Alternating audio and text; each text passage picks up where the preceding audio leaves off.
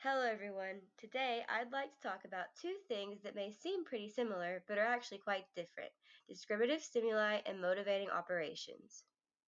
All of the information in this video comes from the Cooper, Heron, and Heward text, with the exception of the examples because those all came out of my head.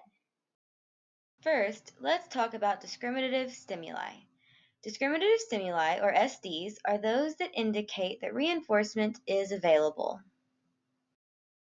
For example, I give Charlie a candy every time he compliments a peer in my presence. I like your shirt. However, when I'm not around, Charlie doesn't get candy for complimenting his peers. I like your shirt. Over time, Charlie begins to compliment his peers more in my presence than in my absence. That makes me a discriminative stimulus. Now let's talk about motivating operations.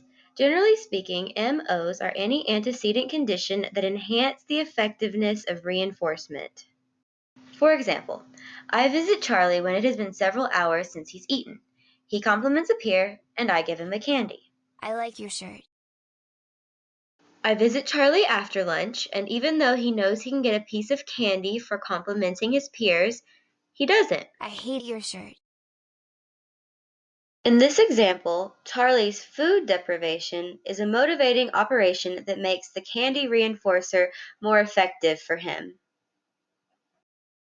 Our Cooper text actually more succinctly describes the difference between these two using differentials. So what varies? Discriminative stimuli are correlated with differential availability of reinforcement, so whether or not it's possible to be reinforced.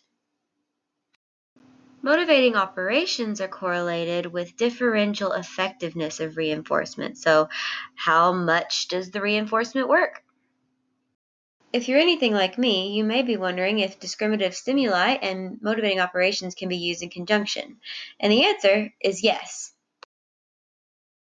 Using the example with Charlie from before, we can see that there is both a discriminative stimulus as well as a motivating operation for reinforcement. Since the availability of reinforcement for complimenting varied based on whether Allison was present or absent, that makes her the discriminative stimulus in the example. Allison was there both before and after I ate lunch, but the candy reinforcer was only effective before lunch. Food deprivation was a motivating operation. Well, I believe I'm out of time, but hopefully I helped you understand discriminative stimuli and motivating operations just a little better.